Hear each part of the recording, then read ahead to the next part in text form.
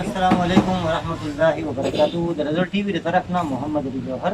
تاسو په درنه خدمت کې حاضر دي. قدرمنو زموږ سلسله د هنر سفر او د هنر سفر کې نن موږ سره حضرت علي ملګری موجود دي. حضرت علي دا لګوي تاسو یې کوم زګي کارخان سرکانو خالقان سرکار د دې د صوابې تاریخي کله کوم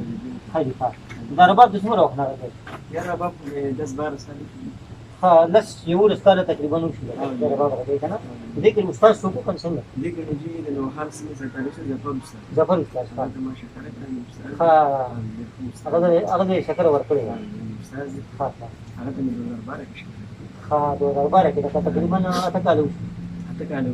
ها دې بس پر خواري مهنت کې او بدا خو د استاد نه بغیر خو ځانې دي کنه هزار ته لګوي چې د رباب کې د سوخ وخت دي دا کوم تیر شوی دي یا کوم اوسې وخت موجود دي مثلا سم متاثر کوم ډیر اوري ټول خپل دي د خپل معنی خراباب